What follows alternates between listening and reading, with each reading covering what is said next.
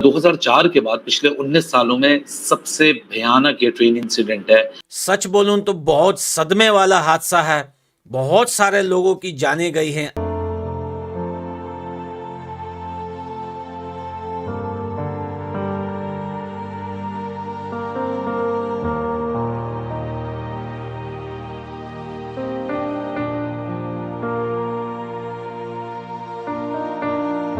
तो इंसानी जान, चाहे वो इंडिया में हो या पाकिस्तान में हो या दुनिया के किसी भी कोने में हो, वो बहुत कीमती होती है।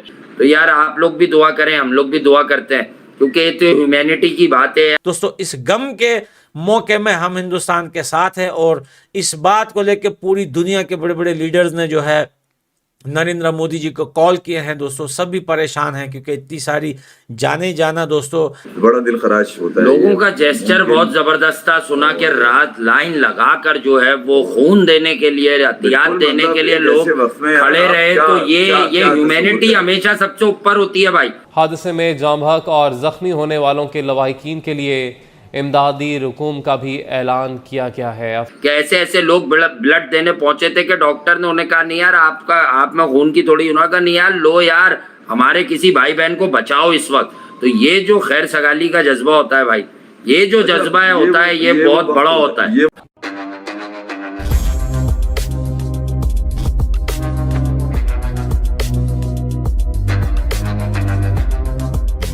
नमस्कार दोस्तों अब तक आप जान चुके होंगे उड़ीसा में हुए दर्दनाक ट्रेन एक्सीडेंट के बारे में, जहां अब तक की रिपोर्ट के मुताबिक 280 लोगों से ज्यादा लोगों की डेथ हो चुकी है, लगभग 1000 लोग घायल हैं। और इस एक्सीडेंट की जगह पर हमारे प्रधानमंत्री मोदी जी ने भी विजिट किया है।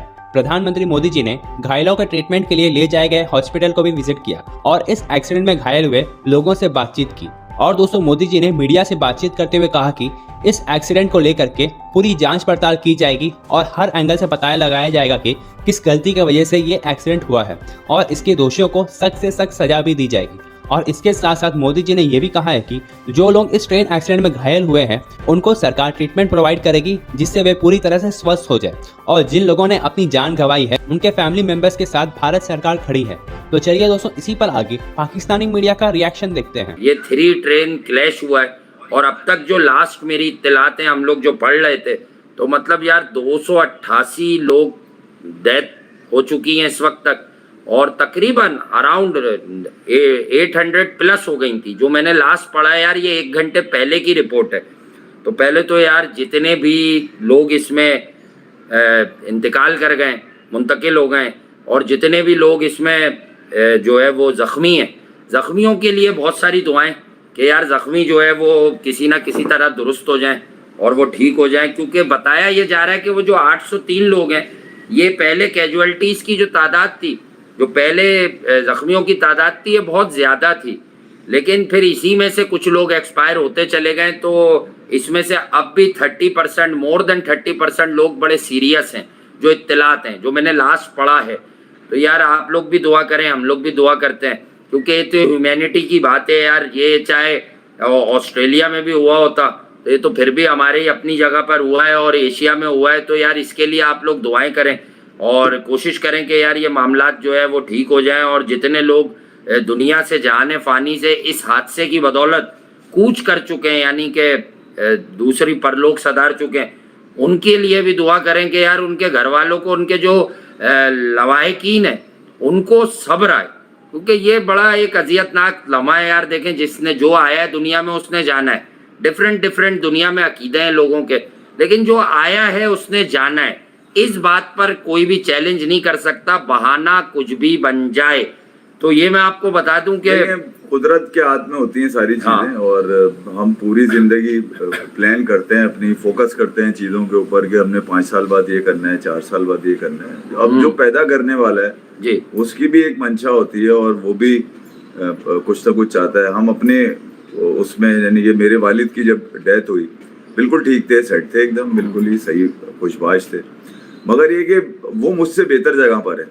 मैं अगर यूं कहूँ, वो हमसे बेहतर जगह पर होते हैं वो लोग जो यहाँ इस दुनिया से किसी वजह से या किसी हादसे से या तबाही मौत से किसी भी तरह से जाते हैं।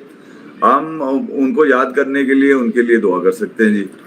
ठीक है। और जो लवाहिकीन है, खास तौर पे जो फैमिली होती है ना, जिसका वो बंदा होता है या बंदी जो भी होती है, उनके लिए बड़ा मुश्किल वक्त होता है कि वो अभी छोड़कर आए थे स्टेशन, कि वो दूसरी जगह जा रहे हैं, ठीक है, या अपने घर जा रहे होंगे कुछ लोग, या कुछ मजदूर होंगे, या कुछ फैमिलीज होंगी जो रिश्तेदारों से मिलने, कोई भी काम हो सकता है, दुनियावी काम के लिए गए होंगे और वो रास्ते में इस तरह की खबर आ जाए, बड़ा दिल खराश होता है। लोगों का जेस्चर बहुत जबरदस्त था, सुना के रात लाइन लगाकर जो है वो खून देने के लिए, हथियार देने के लिए लोग खड़े रहे। तो ये ह्यूमैनिटी हमेशा सबसे ऊपर होती है भाई, बाकी चीजें तो सेकेंडरी हैं। तो लोगों का ये जो रुझान था कि नहीं यार खून देना, और जितने लोग इंसानी जाने जितनी ज्यादा से ज्यादा बच सकती हैं उन्हें बचाना है।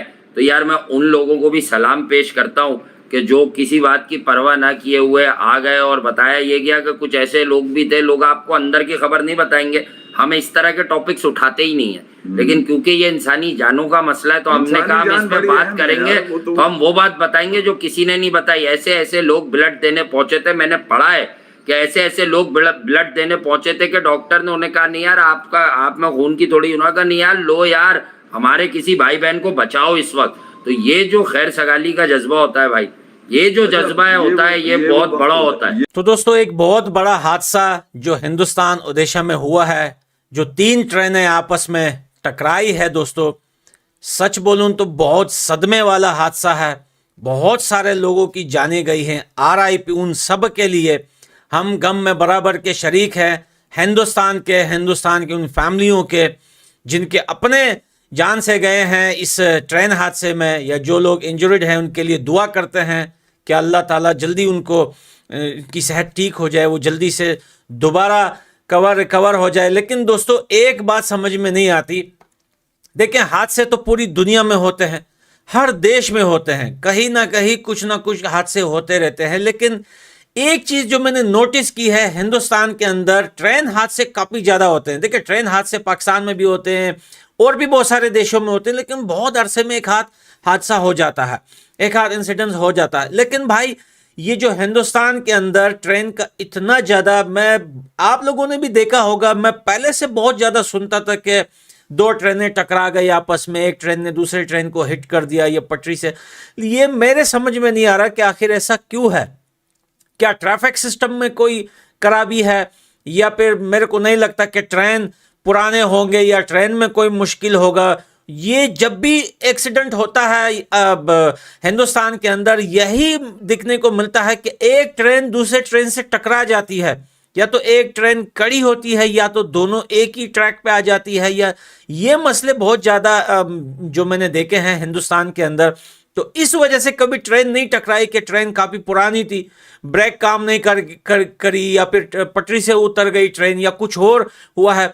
लेकिन ये समझ में नहीं आता कि ये ट्रैफिक का इशू है, कुछ और इशू है, ट्रैक खुद ब खुद चेंज होते हैं, या क्या मसला है इसका मेरे को समझ में नहीं आता। अब जिसको नॉलेज है उसको ही पता होगा, इतना मैंने रिसर्च नहीं किया इसके ऊपर, क्योंकि दोस्तों ये आपको पता है रिसेंटली ये हादसा हुआ है हिंदुस्तान में, तो इतना दिमाग काम नहीं कर रहा था कि मैं इस चीज़ पे रिसर्च करूं। काफ़ी ज़्यादा लोगों की जाने गई हैं, लगभग जहां तक मैं देख रहा था तो 280-300 के करीब जाने गई हैं। अब हो सकता है और भी ऊपर वाला ना करे, लेकिन जो ज़्यादा इंजर्ड हुए हैं मुझे नहीं पता, जहां तक मुझे पता तो 300 तक मैंने सुने हैं कि जितने मैंने न्यूज़ चैनल देखे। बहरहाल दोस्तों हम गम में बराबर के शरीक हैं उन सब माओ बहनों भाइयों बच्चों के, जो लोग इसमें जिन्होंने अपनी जान गंवाई है।